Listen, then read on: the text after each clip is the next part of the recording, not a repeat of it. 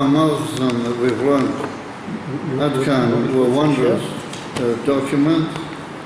This one is just completely mind-boggling. And we see that in these sikhs, in the year Toshin Nun Aleph, leading into Toshin Nun Beis, this was the sailors and the Shiur of all the rivers Torah, all reaching a tremendous consummation, as you might call it, or level of expression that it's never had in previous years, even though the Likutei Sichos, as we have them, are a huge wealth. I mean, they're a huge body of the literature of Torah and so on. Is everybody able to hear me? Yes. Yes. Super. Everybody can hear me clearly? And yes. It's very important for me that I don't have to sort of strain myself to lift up my voice. These sikhs are another form and another, I would say, dimension all of their own. And they just lead on and on in the most amazing continuation of one Indian to the other. In a way that it just leaves the detailed studier just to use the expression in English, mind-boggled by what actually goes on in the Sikha. So with that brief introductory remark, and you can see that the Rebbe is building up the whole picture of Torah and Yidden and the relationship of Yidden to the whole creation and the ultimate coming of the Geula Shlema into a perfection that is preparing it. I think what I'm going to do is take it out and hold it. No. Yeah. It's not going to work that way. Yeah. Okay, go for it. Is that all right? Yes. People can hear? Yeah. Okay. So here we begin with Parsha Kisore. V'yachan ha-parsha sheba mitzaveh ha-Torah mitzvahs bikurim. At the beginning of the parsha of this week, we have a mitzvah of bikurim. Bikurim means the first fruit.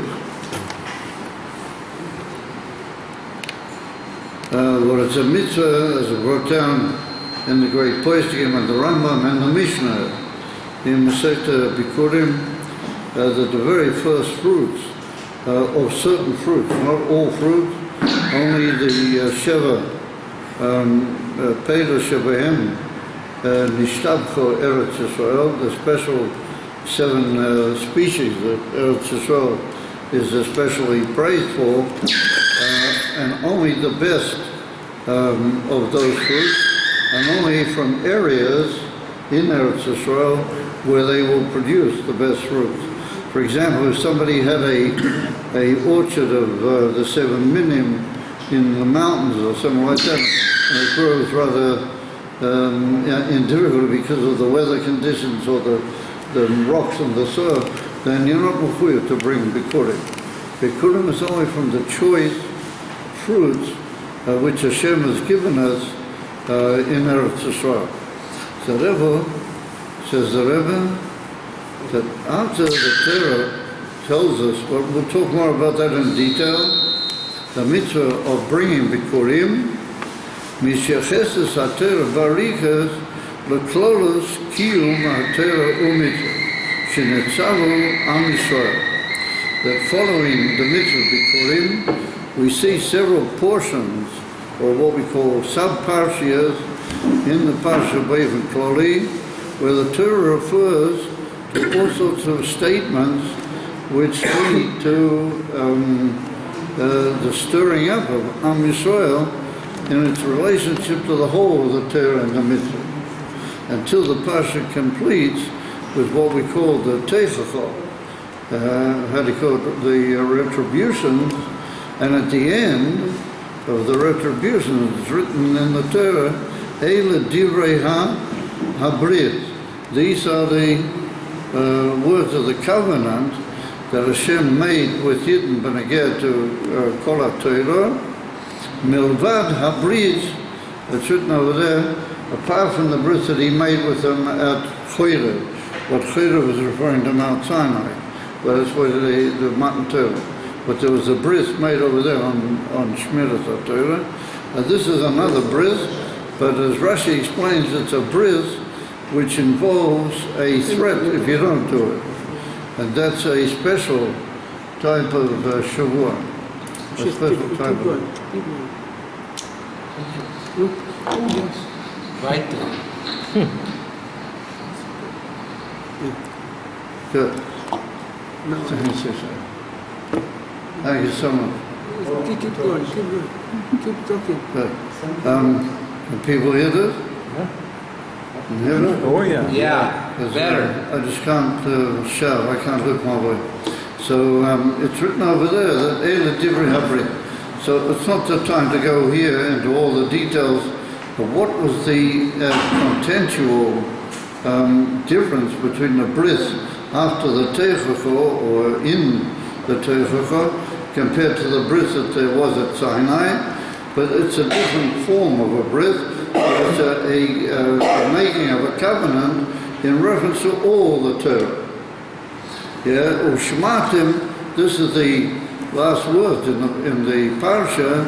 Ushmatim is Divrei HaBrit Hazoi, and you must keep all the words of this covenant. In other words, that there's a reference after the mitzvah Bikurim at great length with all the dinim of how they had to write the Torah on stone. It was talking about the whole Torah. Everything is talking in a general way, and the covenant which was made was on the whole Divrei Torah. So the Rebbe said, V'oi, that implies that there's further expressions in the Torah, all involving a general summing up of the type of obligation that Yidden have towards the Torah and the mitzvahs after the completion of mitzvahs Bikurim. So from that we see that mitzvahs Bikurim is like the last specific mitzvah which is given before the summing up in the rest of the parsha of all the general approach and the general covenant on all the different.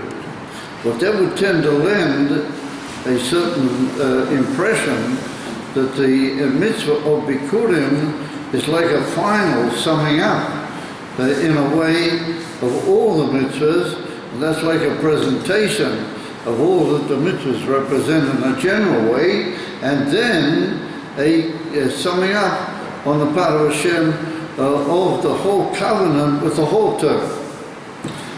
Me'achav v'kol protei haTorah, since all the details of the Torah, koilo seder hadvarim, but that includes also the order that things are expressed, heim meduyochim b'tachlis, they are of the most ultimate preciseness, meduyochim, that means precision.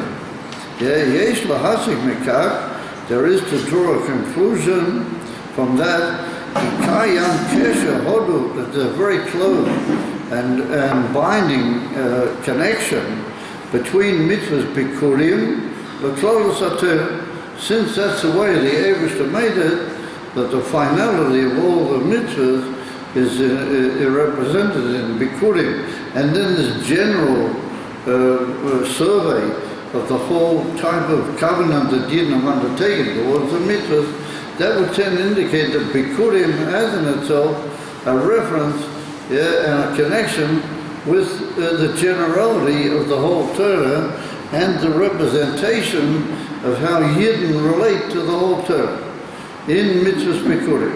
So that was the Rabbi, Therefore, says the Rebbe, mitzvahs bikurim, Didn't hurt me. mitzvahs bikurim mishakefes b'teicho es mahus kiyum ha-mitzvahs kula. But from that we can understand that the mitzvah bikurim reflects in itself all the essence of the keeping of all the mitzvahs together. Had that not been the case, we wouldn't have had mitzvahs bikurim right alongside. And this is made very clear by Rashi. I don't know if you guys have noticed, but between mitzvahs bikurim and the whole generality of the passage, there's another mitzvah called vidui ma'aseh. I'm not going into all the details of that now, but even that is included within the general statements when they get to bikurim. And therefore Rashi is mafarish on a much later posik in the Torah, which refers to your relationship to the whole of the Torah and the mitzvah. Rashi said that this is like a bracha giving you a blessing that since you bought bikurim this year, it's like as if the Torah is writing you a bracha that you will bring them next year as well. And it's an old custom by Yidden on the Simchas Torah. I don't know if you ever noticed. It's an old custom when somebody gets a Sefer Torah to dance with it on in the Hakofas. You go up to him and you say in Yiddish, Lep Tiber Ayo. You should live over the year. Lep Tiber Ayo. You should live over the year and come back to hold the Sefer Torah in the same Hakofas. Meaning that there's a inyan, so the inyan, Rashi says, that posik hayom hazeh Hashem mitzavi alecha, it's a general statement. Quite a bit after bikurim, that's referring really to bikurim. So some of the great Meforshim ask that bikurim's already been finished. We're starting now to kill another inyan. There's a similar that all of these inyanim are governed by bikurim, and even the general statement also connects with bikurim, which indicates to us in Cain that there's a very intimate relationship between bikurim and all the general statements, including the bris and even the whole techacha, the whole retributional covenant and so on, is all linked with the bikurim. Vadova derech biur. He said this thing requires an explanation. Yeah, al ponov, if we just look at it the way it is, mitzvahs bikurim Eina ela mitzvah proteus achad. L'chora mitzvahs bikurim is just one specific mitzvah from all the other mitzvahs. But adarabah, and even more than that, if it would have been a mitzvah like tefillin or something, but the Gemara says that tefillin is a holistic mitzvah, and it's like includes in itself all but a mitzvah, like the Gemara says in Kiddushin, that huksha kol ha-Torah kula, the tefillin, the whole Torah has been compared to tefillin and so on, then I would have, I said if we look at first glance at bikurim, it's a very specific, limited type of mitzvah. And therefore he says, mitzvahs bikurim musneis v'hagbolis rabbi. It's conditional on all sorts of limitations. B'yachas l'shara mitzvah. Compared to some other, most of the other mitzvahs are more sort of general in their content. For example, Shaharei, Eina Mishkayemas, Boyim Kavur. It's not something you do the whole time. People know it's written in the Mishnah, the Rambam brings it down, that you can only bring bikurim at a certain time of the year, from Shavuos until Sukkot. After that, you can't. If you didn't bring the bikurim, then you can't bring them. You can bring them without it's fixed with a, how do you call it, a very... you can bring them but no vidui. You can bring them but without no vidui, yeah. But even that's got a Hanukkah, I think. After that, and also there's a big question on the part of the Meforshim, what does it mean, ha-Hanukkah? Yeah, because at the time of the Mishnah, there wasn't any Hanukkah. So what does it mean out of Hanukkah? What did they say? There's a whole piece with the Rebbe's got a whole piece about that, yeah. Only up to a certain time, and after that it's finished. Ella, he said, Tluya, B'makim Masuya. It's dependent on a special place, Eretz Yisrael. We only keep mitzvahs bikurim in Eretz Yisrael, Davka. ובזמן מסוים, כאשר Beis Hamikdash היה קיים. Only when the Beis Hamikdash was standing, or after the Churban Hamikdash, there's no more mitzvahs bikurim. He said, "V'chein hagolas neisofet," all sorts of additional limitations. As Ikein mitzvahs bikurim is a very, very specific and conditional mitzvah dependent on all sorts of factors. As Eik Nitan Eifo, if that's the case, however, Lirois b'mitzvahs bikurim yitzug shal mitzvahs kulam. How can we see in mitzvahs bikurim a representation of all the mitzvahs? It's a very limited and specific mitzvah. And also, if you don't own karka, you've got to own land in that sort.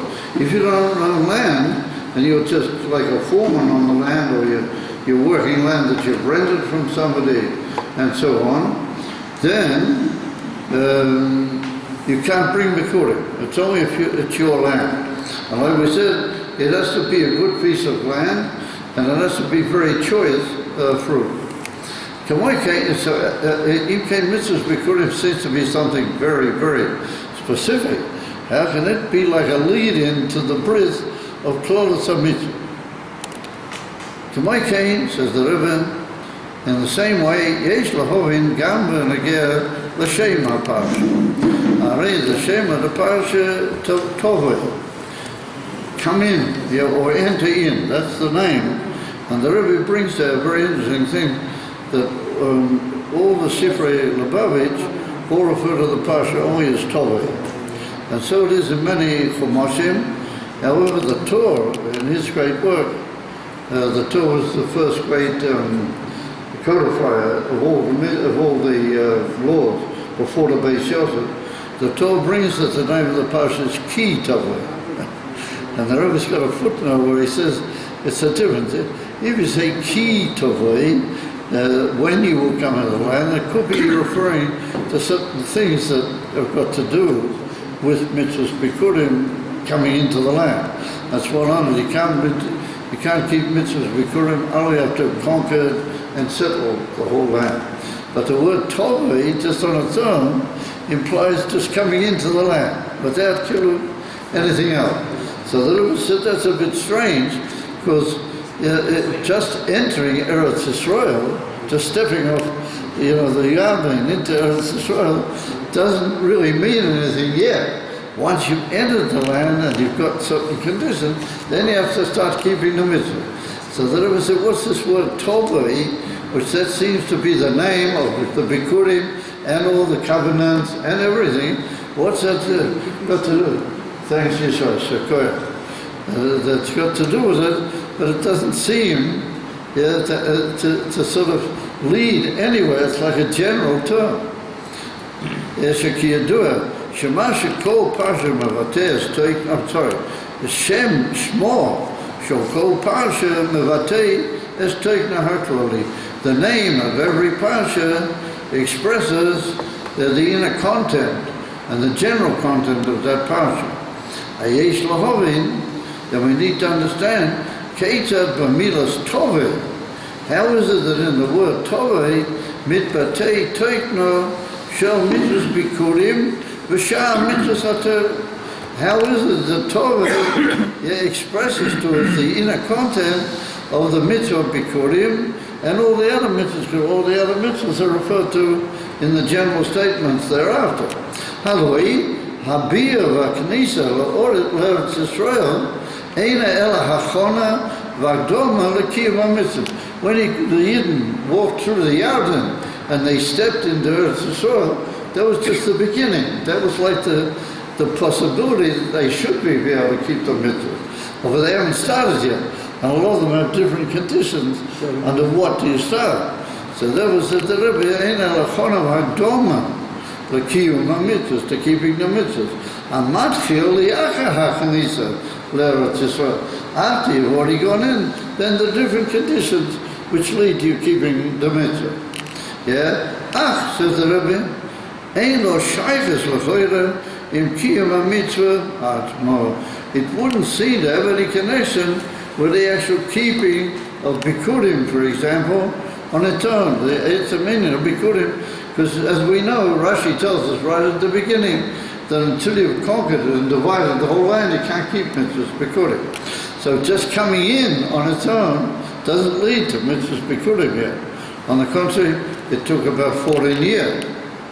So the Rebbe says, Im kain, this word Tavo, being the name and the contentual name of the whole parsha, demands an explanation.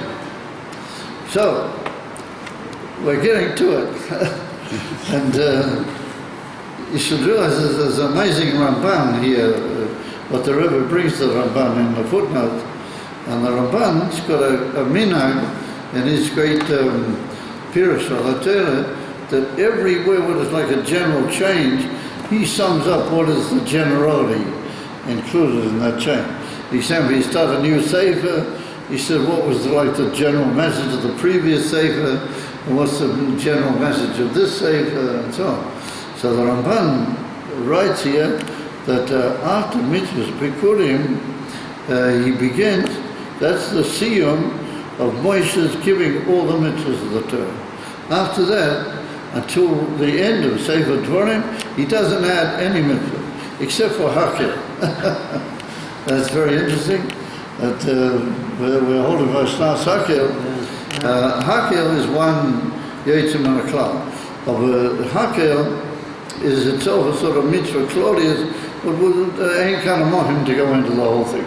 But as far as the actual mitzvahs, as a number of mitzvahs, the Rambam writes that the Bikurim is like the end. Moshe Rabbeinu completed that, and then for the whole rest of Sefer Dvarim, he devotes himself to these general things and the general covenants in which we get involved, and the Tefachah and all those, and he writes it in Parsha Netzovim is also really part of the Tefachah. If you study Parsha Netzovim, it's very sharp, and of course at the beginning particularly. Mm-hmm. Even though it's got the messages, etc. But that's what the Ramban said.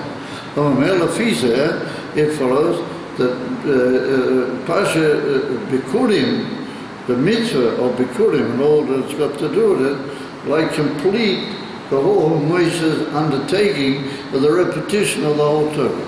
He repeated the whole Torah, finished all that, and then he starts off on Dvarim Klorim. So the Rebbe wants to learn that since mitzvahs Bikurim was like the siyum of the whole general giving of all the mitzvahs, then the mitzvah Bikurim must have some very general message in it, and that links it with the generality of the whole rest of Sefer Dvarim. That's the Ramban. And it's on that Ramban that the Rebbe sort of builds this whole amazing case. To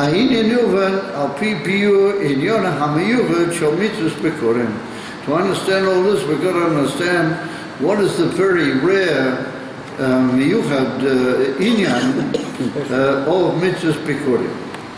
She'inyona b'pashtasu, in simple, if we look at it in simple terms, it's a mitzvahs bikurim is a giving of praise, shvach, shevach, Lashem ala shefa shehu manik layudi. What's in there? Bikurim, giving thanks and a giving of laudation and thanks to Hashem for the good influence that He's given to a Jew. A Jew's got a piece of land, so he gets beautiful fruits. So he's got to thank HaKadosh Baruch Hu. Be'etem, nesina shvach Lashem. He yesod klali b'chaya Yehudi. Even more, says the Rebbe, and more essentially spoken, giving of thanks to Hashem, he yesod klali. This is a basic fundament in the whole life of a Jew. How do we see that? So he says, Hechel miyad kishakom mishinosei. Immediately you wake up from your sleep. Oh no. You have to wake up from your sleep. Yeah, when you went, he said when you wake up from your sleep in the morning, and the Rabbi says your first thing you say is, Moidi Ani Lefa Necha. What is Moidi Ani Lefa Necha? A praise and a thanksgiving, and like a thank you to Hashem as we continue. Shechazatu bi nishmati. He gave me back my neshama. So moideh, with the word moideh, with all its pirushim and chassidus, but the simple touch of the word modeh means thank you. It's like a praise and a thank you. He said, "V'chein b'tefillah sayom," all the prayers of the day, b'birchas hamazon, after you've eaten brekkie, you bench birchas hamazon if you ate bread. V'chein halua, as it is the whole day. A year, if he makes a Yehudi, if he makes a cheshbon, he spends a large amount of his time thanking Hashem, and giving praise to Hashem. And if you think about it, I remember that when I first came in Lubavitch, and I met up with some of the elder Chassidim, one of the first questions after I got to know these people that I had from my mashpia, what does it mean, a gloib to Rebishtai? What does that mean? So he said to me, oh yes, he said, a gloib to Rebishtai means a praise to Hashem.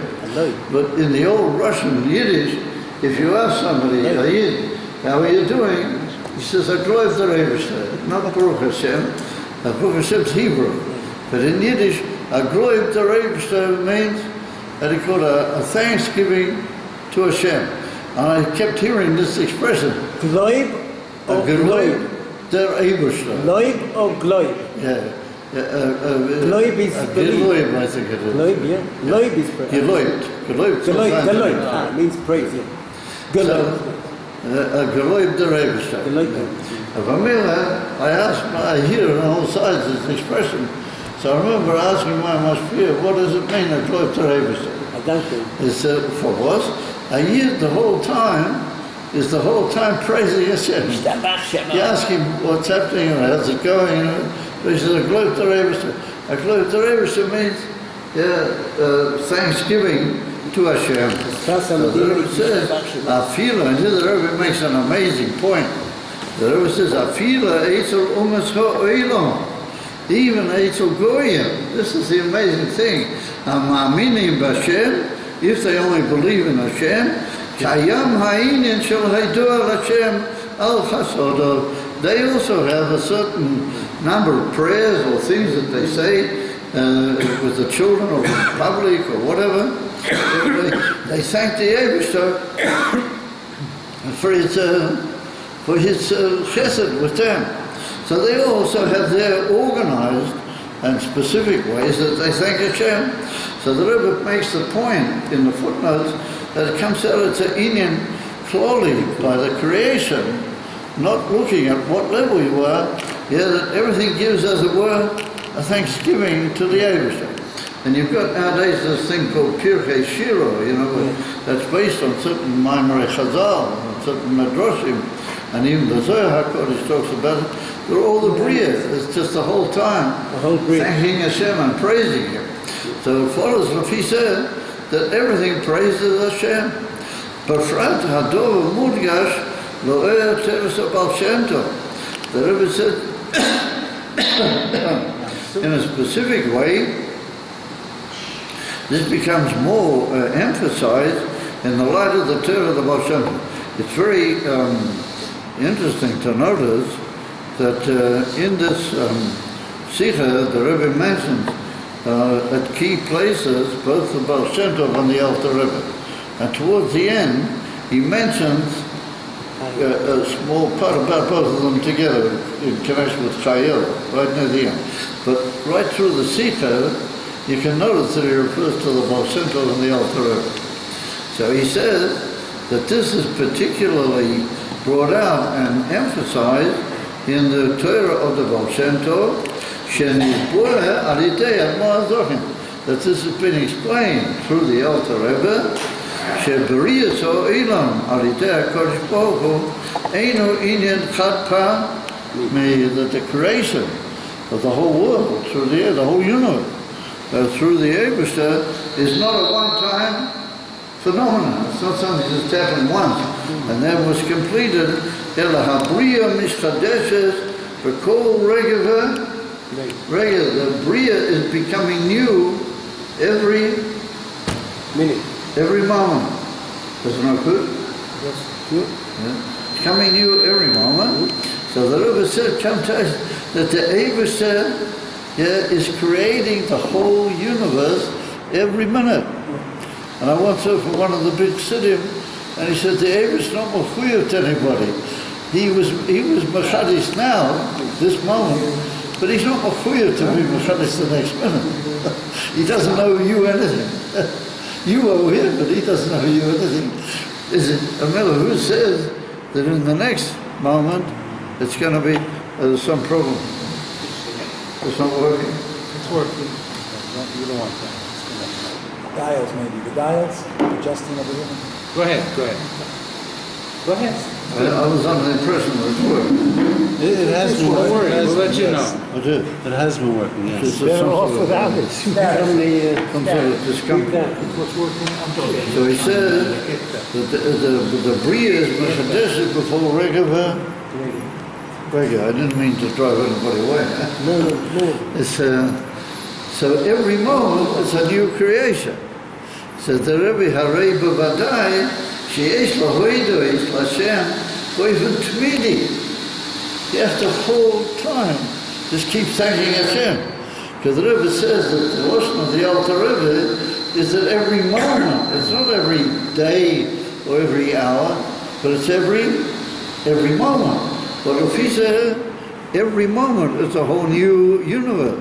So we should thank Hashem in a continuous way from the depths of our heart. Al chesed atmidi, yeshu marif aleinu. The word marif in Russian means to pour down. Hashem is pouring down on us unbelievable chesed every moment. So that takes me back to what I said just before, that wherever you are by Eden, in whatever language they may speak, they've got these terms which express whatever you ask them at any point. They will say thanks to Hashem or praise to Hashem, because that's a basic inyan in our whole belief, our whole relation to the concept of Hashem's ruling the universe, is that every moment is like a free, as it were, new, to use the expression, a new deal. You know, it's like, and like Hashem doesn't really owe us. He's not mechuyev to give us the world back. Yeah, therefore, it's a tremendous yesod, thanking Hashem. Im zois, b'mitzvahs bikurim regish ha'idua l'Hashem na lehu bi.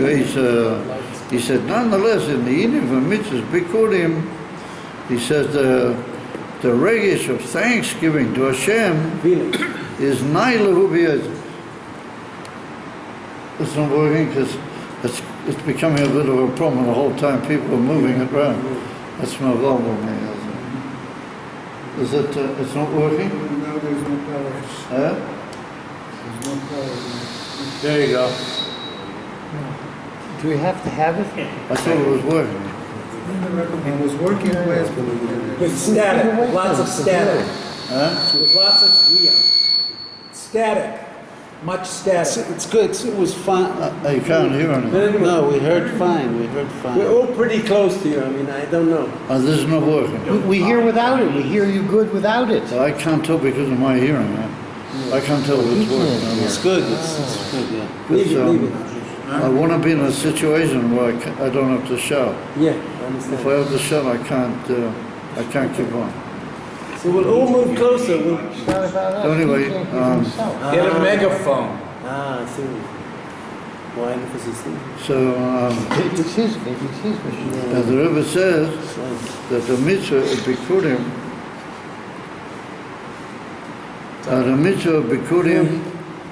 the feeling of thanksgiving to Hashem is much higher than it is in reference to other forms of thanking Hashem in Yiddishkeit. What is that? So he says, Yehuda shal mitzvah bikurim ubekach shehakoros hatoi, the gratitude, the thanksgiving of a Jew to the Eibishter, ein noiseres bedibo bil, but it doesn't remain only in speech. But most prayers that we say are in speech, and thanksgiving in usage of terminology in speech, and then it completes itself with that. He said, here it doesn't remain only in speech, it comes out into deed. Action. And deed is a very all-enveloping power in a person, because that means you've got to take action, which means you've got to toil on yourself to get out of your inertia and get moving. And here we see it even involves you going up to the temple and bringing it into the temple, and all this tremendous, what you might call, activity in and around the Thanksgiving. So therefore Hashem says, Yehudi lokech, so the Rebbe says, Yehudi lokech es harishonim sheba perei. So a Jew takes the first of the fruits that he sees, mevi'om lebeis hamikdash. He brings them to the Beis Hamikdash, he brings them, gives them to Hashem. How do I know he gives them to Hashem? It's written in the Posi, you should take the kehili called a tenor, and we'll talk about that later, we get that far, and you then take the tenor and you put it in front of Hashem. So he says, Bekach mivateh ha'yehudi b'tzura brura es ha'akora shakol nitan loi me'ez Hashem. And he said, by doing it in Maisa and taking part of the fruit, and we're going to see in a minute that there's a very special diuk in this, that once you take the fruit and you give them into the Beis Hamikdash, you put them on, and later the Kohen picks them up, and then they become the Ruchush of the Kohen. But they don't come back to you. They stay in the Beis Hamikdash. And the Kohenim eat them inside the Azorah of the Beis Hamikdash. Which means that once you bought them, you've given them away to Hashem, and they stay, and they become a special type. The Rambam writes a big Kiddush that they become Kodesh HaMikdash. They're not like Truma, which are called Kodesh Gvul, but they have a certain lower Kedusha. For example, if Truma becomes Tomei, you can burn the Truma for the sake of a fire that you want to make. You can heat up your pot or something like that. Even though it's got a Kedusha, but it's only called Kodesh Gvul. Of the Bikurim, once you put them into the Azorah, if they become Tomeh, you can only burn them without any Hanoah. You can't have any Hanoah for them. In other words, that's a higher Madrega. Why? Because they are what's called Kodesh HaMikdash. They are special holy things which belong to the Mikdash. So once you brought your Bikurim into the Azorah, they become part of the Beis Hamikdash. So they become the holiness which belongs only to Hashem. So there was the Rebbe, when a Yid does that, and he makes all the effort to come, and he leaves it in front of Hashem, then he said, this is a very special way that he gives thanks to the Eibishter. ובעצם גם אחרי שהדבר ניתן לו, עדיין הוא נשאר של הקודש ברוך הוא. In other words, that he knows like this, and it's very amazing that the Sefer Chinuch writes a very fascinating Indian here. The Rabbi brings it that everything that Hashem gives you is really from Him. It belongs to Him. When you walk into your field and you see payers, or you say, "Wow, these are my payers." So the Chinuch says they're not your payers. They really belong to Hashem because they're His creation. They belong within the creation. How did they get to you? Hashem gave them especially to you. Mm-hmm. So what do? To indicate your recognition of that, you take them to the Beis Hamikdash and you give them to Hashem, Papur Mama. But then the Sefer Chinuch writes that even after you've given the Bikurim to Hashem, the payers still really belong to Hashem. He just allows you to use them now. Until you bought Bikurim, you can't use them. All he does now is accept your gift, and that makes it possible for you to use the Bikurim, the fruit. That's what he writes. Gam achrei adova shadova nitan loy adayinu nisha shel HaKadosh Baruch Hu. Even after the fruits have been given to him, they really belong to the Eibush. Lashem ha'oret u'maluya. We say in Kapitel Kov Daled that everything belongs to Hashem. And Rashi learns that ha'oret is referring to Eretz Yisrael. That's what Rashi learns. Eretz Yisrael, Lashem ha'oret u'maluya is really referring to Eretz Yisrael. Kedei levatei ha'korah zu, in order to bring this ha'korah into Maisa, not just into Dibur, maybe a Yehudi as a chelik harishain shel peireiso lebeis hamikdash v'heim nasim kekotchei hamikdash. That we just pointed out, they become part and parcel of the holiness of the Beis Hamikdash. And the mitzvah, the Sefer Chinuch points out that even after you've done that, it's all Hashem. He writes this most amazing thing, the Chinuch, that when you walk into a field, looks, you say, oh, this is all my doing, my payers and all that. You got it wrong. It all belongs to Hashem. And He's giving you. In order to bring it into your reshus, you take first of all the bikurim to the Beis Hamikdash. After you've done that, it still really belongs to Hashem. It's still all His. He's just allowing you now to use it. That's what's written in the Sefer Chinuch. There are three levushim, three garments to every soul, and that is Machshava Dibur Ma'aseh K'muvah in Tanya Perek Daled. B'shah minei haidua l'Hashem adova nasa b'machshava. In other forms of thanksgiving to Hashem, it's carried out through thought, or af b'dibur, not only in thought, but comes into prayer, in speech. For example, when you say, Moedi ani lefanecha, you have that in mind. You devote yourself to thanksgiving to Hashem, but you bring it into Dibur also. Ach, he said, b'mitzvah bikurim mizbatei hadova ad lemaisa b'poel. You have to make a maisa in action, and you have to go, thanks Joseph. You have to go all the way into maisa b'poel, and like we see, that you have to go all the way up to the Beis Hamikdash, which is a tremendous deal. And the Alter Rebbe brings down in Perek Vov in Tanya, it's a very interesting thing. The Alter Rebbe brings down that he wants to give a dogma of how somebody stands up in front of a Oisa mitzvah, somebody's doing mitzvahs. He brings the dogma that when the people who brought their bikurim into Yerushalayim, even a Baal Malacha, even somebody that was doing his work, had to get up and stand up and go and look and thank these people for coming to Yerushalayim. So we see from that that there's a very special koved given to the Mavia Bikurim, because they've made this whole effort until of coming Davki B'maisa B'peh. So the Rebbe said, Im Kain, there's something very special about Bikurim, that even though it's a thanksgiving that comes mamish into Maisa, into deed, B'poel, and into a very detailed deed.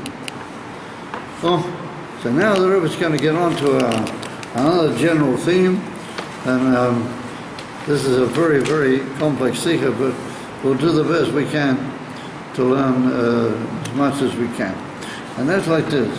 In order to understand this portion, we need to examine the word bikurim just for a second.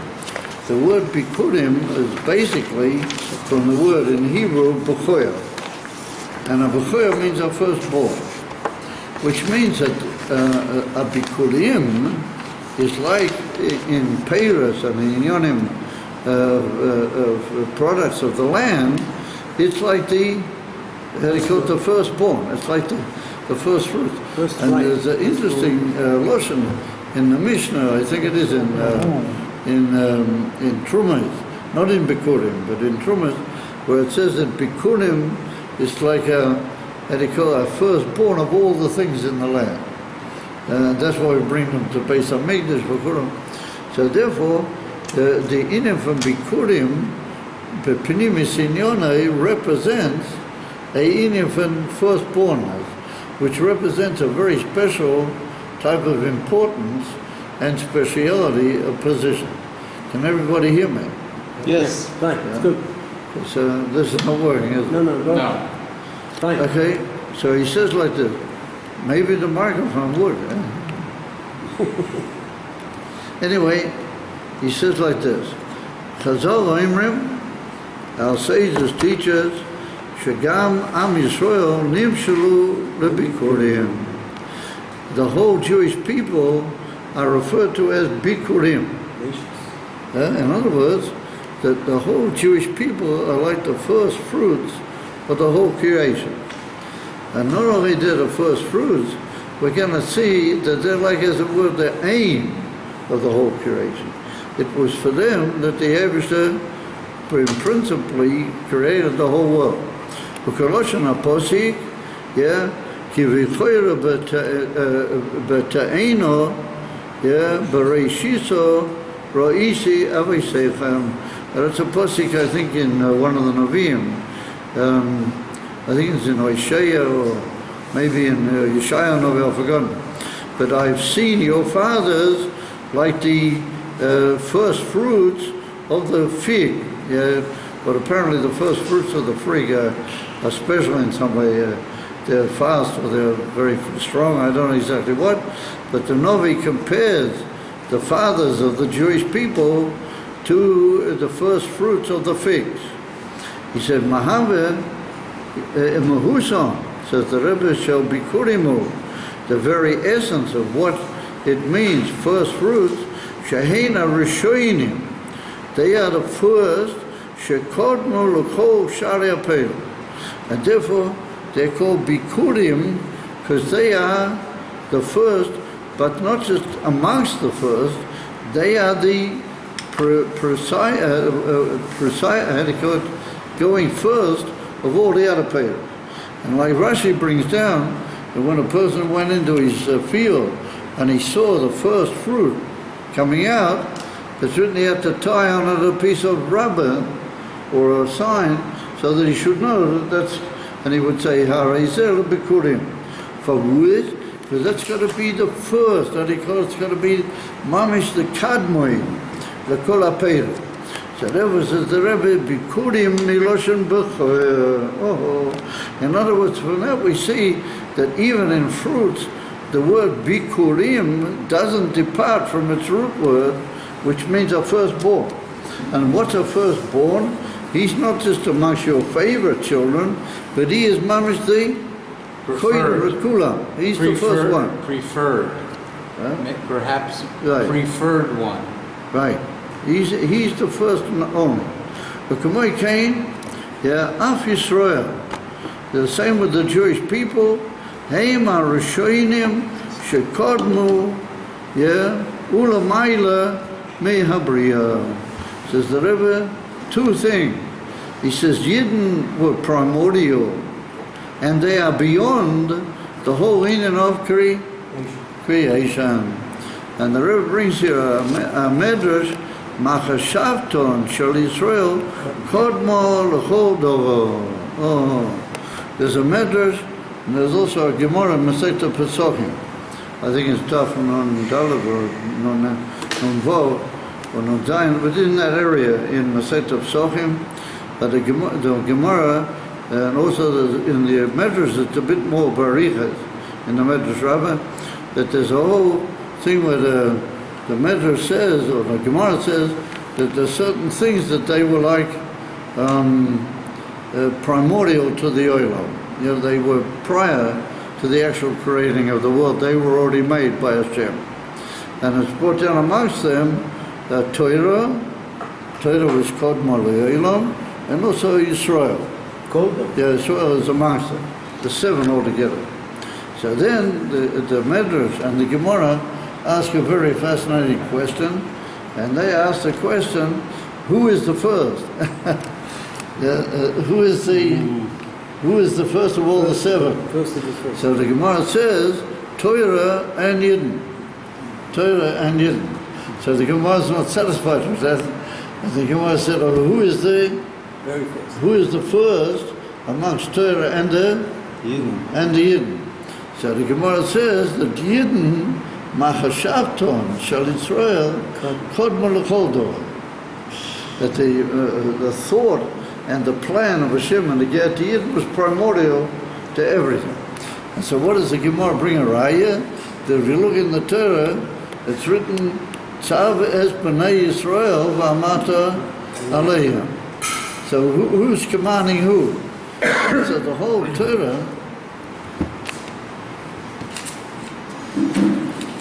Torah is based on a command, to who? To the Jewish people. It's a sign that the Jewish people are already there, and the Torah, its Indian is to go out of its way to command to all the Jewish people. Okay, we've all seen Yidden before. Everybody's already looking. That's when I used to give shulim in the yeshiva. We didn't let people in during the shiur, because everybody watches whatever the people are doing. And you miss about 3 lines at least of what you're teaching. Anyway, it doesn't matter. Everybody able to get back to where we are. So the Torah, the Gemara says that the Yidden are already there, and the Torah is commanding to the Yidden. Is assuming that the Yidden are primordial even to the Torah. It follows what he said, that the union of primordiality is something that the Medrash and the Gemara deal with. And they come up with the answer that the primordiality of the Jewish people is before even the Torah. If he said follows that we have to say that the emes of Bechoya, the world, is the Jewish people. Because the Eibishter created the Jewish people first and foremost before all other inyanim. However, that's not enough. The answer to this is developed by the fact that it's written, a thing that Rashi brings down right at the beginning of his Pirush al Torah, where it's written, Bereshis, Boro, Elokim es Hashamayim v'sa'oret, what the word Bereshis is base rashis. And base rashis means the 2 leading things. Rashi writes over there, base rashis, Rashi says, B'shvil Torah shenikra rashis, u'b'shvil Yisrael shenikra rashis. But that indicates, I'm beginning to fag out with my voice. But that tends to indicate that it's not just that the Yidden were before and the Torah was before, and we've already decided in the Gemara that the Yidden were before, but it was for their sake. In other words, that the whole creation was bishvil Yisrael. So not only they're there before, but that being there before is because everything was for their sake. And even the Torah is for their sake, which means that you've got a primordial inyan, which was made. Why was it made primordial? Because everything else is only to lead to that, which means that Yidden are an amazing central factor in the whole creation. And it's more correct to say that the whole creation is for them, which means that everything is for them. And that's another way of saying that they're of value all in their own right. What you are only here, when I say you, I mean the world, not you, because you means a yid. Yeah, the world is only there in order to serve or in some way bring benefit to the Jewish people. That's what we mean by saying that the Jewish people are the firstborn. So therefore he says, מחשבתן של ישראל קודמה לכל דבר, וכדברי חז"ל על הפוסק, בראשית בורא, and this is put in Rashi, בראשית בורא אלוקים עץ השמיים ועץ הארץ, בשביל Yisrael שנקרא races Tavo, so Yidden are called the beginning of the crops of the Eibishter, the Alkein Omer Razal, Kol Echad Ve'echad, Chayiv Lomar, B'shvili Nivra Ha'olam. This is a Mishnah in Masechta Sanhedrin, but the Mishnah says that every Yid has got to say that for me was created the whole world. And I mean, he's required to say it for certain reasons, not just because to blow himself up and look at himself in the mirror and say, oh, well, I'm pretty important, for me the whole world was created. Well, meaning that each and every Yid is, as it were, a oilam on his own right.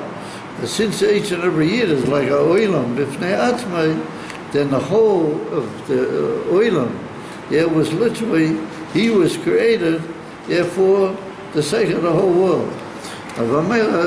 That means that everything a Yid does, he's got to do it in the way that he's, as it were, the center of the whole creation. And we're going to see that that's not just a, how they call it, a wondrous factor, but it's also an achrayas, how they call it, a responsibility. So he says, Al kein omer ze kol echad chayav loyma b'shvili nivru ha'olam.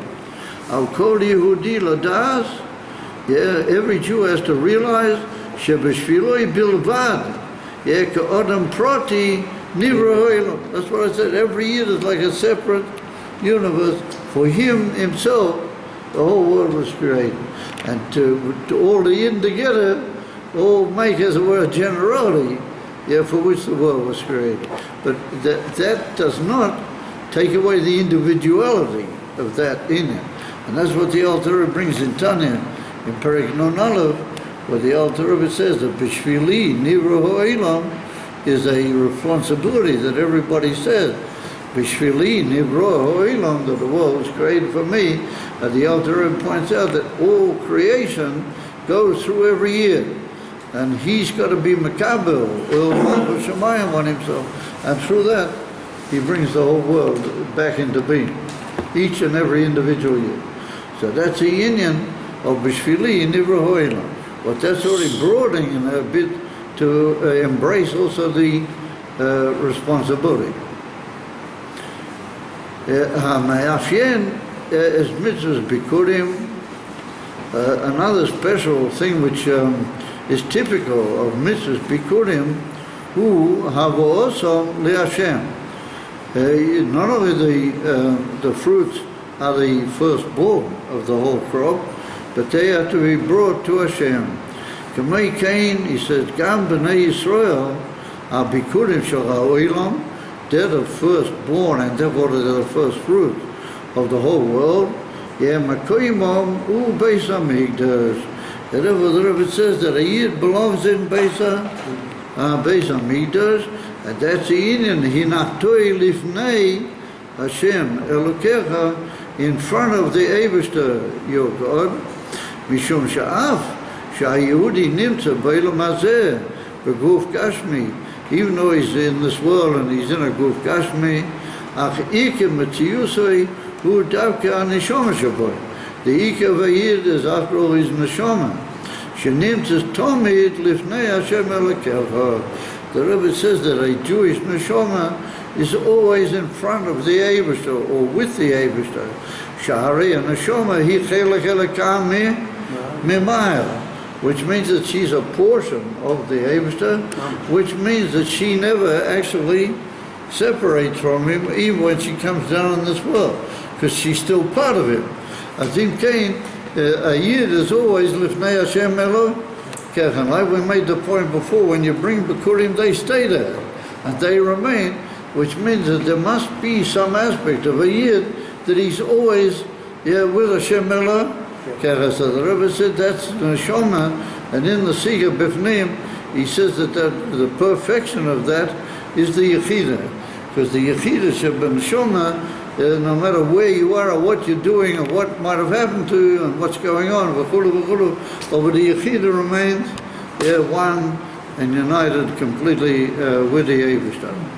Shahari Anashoma hi chelek chelekah, and the Zohar Kodesh tells us Israel v'kutsha brichu kula chad, that's even more than the statement of chelek chelekah, but that's talking about how the neshama comes down as a separate chelik.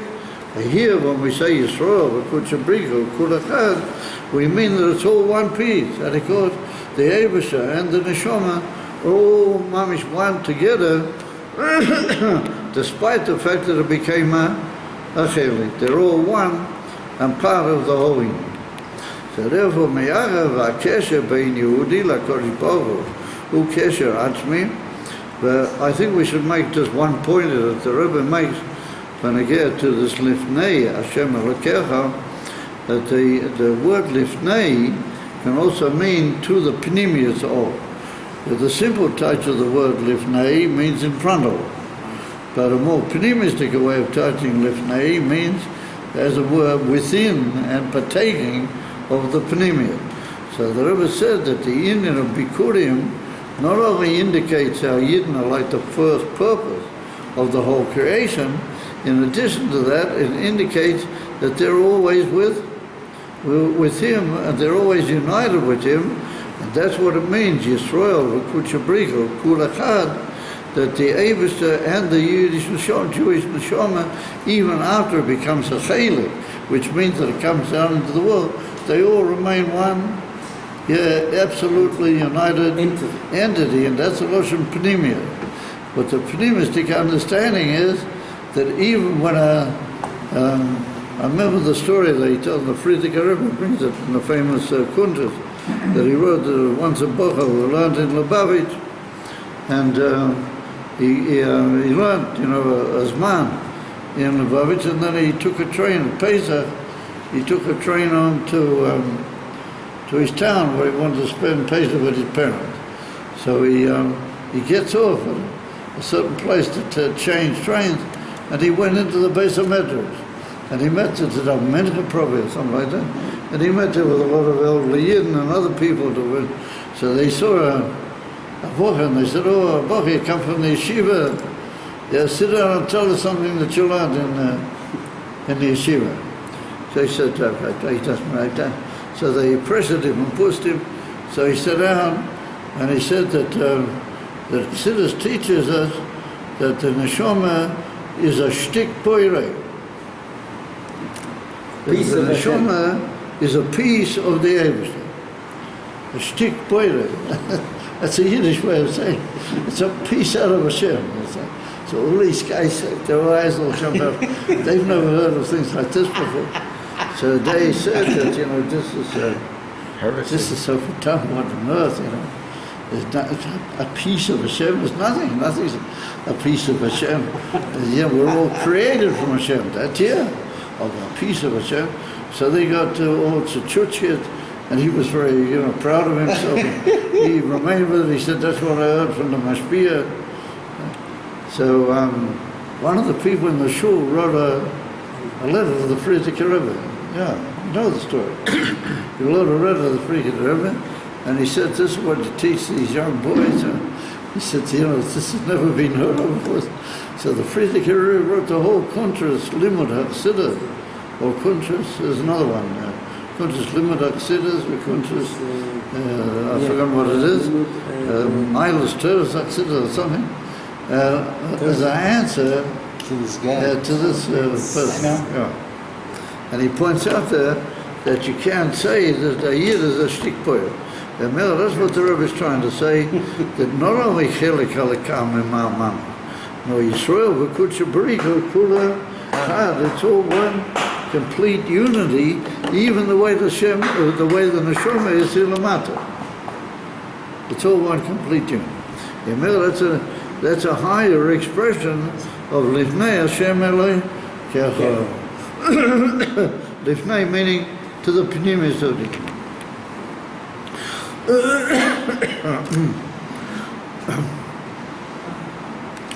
ומאחר והקשר בין יהודי לקודש ברוך הוא קשר עצמי, the follows then that the connection of a Jew to the Eibishter is a essential essential link. הנובע מצד עצם מציאוסי, that comes from the very essential essence of a Jewish person, שיהודי והקודש ברוך הוא הינה מציאס אחד, it's all one מציאס, even how he is here למטה, הרי שהדובר אינו מוגבל לעיתים מסוימים וכדומה. Remember, that's not limited to any special time or to any special moment. It goes on the whole time. Wherever you are and whatever you're doing, you've got to realize that you are one Matthias with a Kodesh Baruch. So he says, you can't say, well, maybe when I'm davening I'm like that, when I'm learning or that. No, he says, whatever you're doing, you are who you are. And the Rabbi makes the point that if that's the case, then even a yid that he's not so, that he called hot stories in keeping the Torah and the mitzvahs, even he's the same way. It's just a question of reminding him of that and revealing it. But it doesn't matter who you are and what you're holding, you're a part, as it were, of Hashem, and that's the inyan how it is, kol hazman. Ki hinachtui lifnei Hashem alekecha means it becomes part of the Beis Hamikdash. So you're put in front of the Eibishter, you're part of him, and you're with him forever. So he says, lo rak kasher hu asuk binyanei limud haTorah v'kiyum hamitzvot. Not only when he's doing a mitzvah or he's learning some Torah, elahu misyachiz af li'inyan harashut. And that's got to do even if you're busy with permitted things, that he called with panosa and so on. Shebehem hu osuk, he said, v'lochen yesh lahaptir, gam bohem kedusha. You have to put into all the inyonim rashut, things which are just permitted, not mitzvah things. You have to put into them your kedusha, because you have that kedusha in your very self. But even and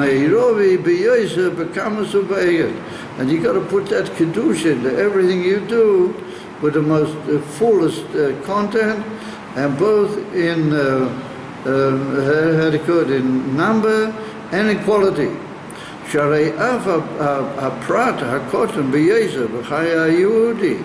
That even what appears to be a small detail in the life of a yid,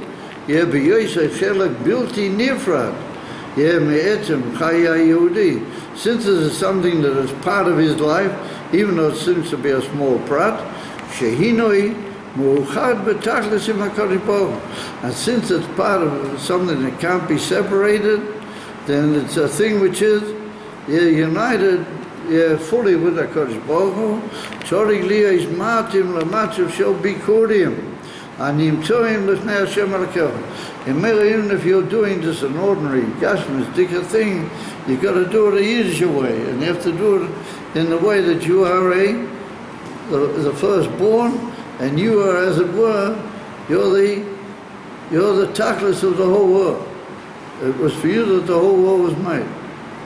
So as the Rabbi said, "Yesh v'Yehudi b'chol prati chayo, hu b'klal Yisrael v'kutcha brich v'kul echad, mishum kach kayim hevdil basisi bein Yisrael l'shar bria kula." Oh, here's where we come. Since the Rabbi said that everything in the life of a Yid, every prat is an expression of Kutcha Yisrael v'Kutcha Bricha Kul Echad, which means that every Yid is like in all the so-called how would you call it, ordinary things of life. He is part of and united with Hashem. It follows that he's not just a medium in the creation to reach something else. No, he's like it, as it were. He is a medium, he's a tachlis all of his own. He's not something to get to something else, nor all other things are to get to him. he's, as it were, the center. Lochen, ein hi magia l'dagas livnei Hashem, b'moment shel pnimis retain shel HaKadosh Baruch Hu. He said, because all other things which are only a medium, they don't reach that level of livnei Hashem. B'moment shel pnimis, like we spoke before, that means pnimis retoinoi hu b'Yisrael, shahim ha'matorah shel lishmo nivra kol ha'olam. The matorah and the pnimis and the atzmius of the whole creation is hidden. He said that everything is made only in order to serve hidden and to bring and to be, as it were, connected with hidden, and they are the center, and therefore they're bikurim. Therefore, as it were, they're like the firstborn of the whole creation, and for them it was created, and everything else was created in order to help them. So it just shows you what it means to be a Yid. It just shows you what's involved, and what it is, and amazing in it.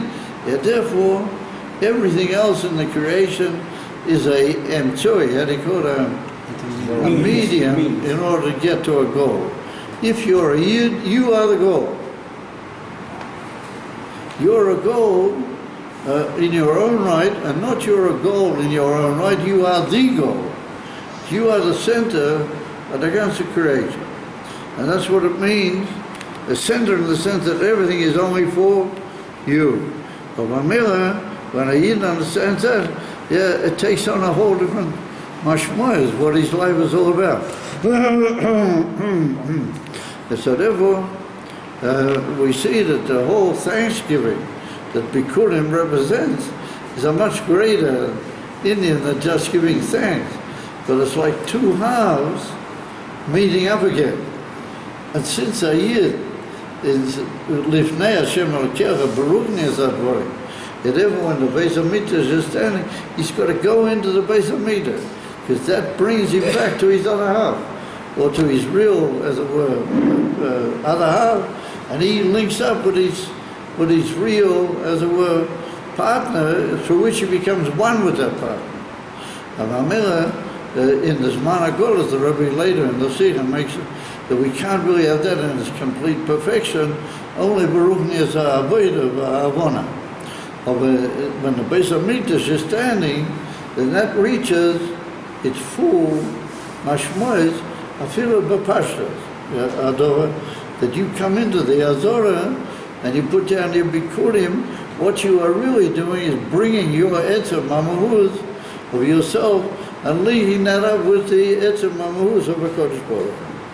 So therefore the Rebbe says that's why it is the bikurim is the final statement before the bris on all of the mitzvahs.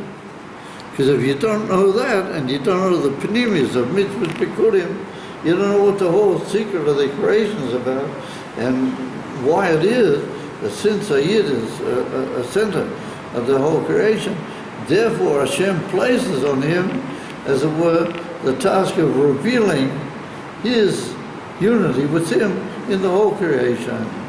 And how is that done? Through mitzvah. And that's the union of what later becomes a Shiur in mitzvahs, because of what is ultimately speaking your union with Hashem. Which means that it's not that the mitzvahs make a union of you to Hashem. Only because you're united with Hashem, that's why you give a mitzvah. And on the contrary, the mitzvahs are an expression of the essential unity of the beloved is there. Okay? Isn't it back and forth? Like a back and forth, like Yaakov and the whole, like up and down, back and forth. It's over shove. It's a two-way street. They right? call it not Monty.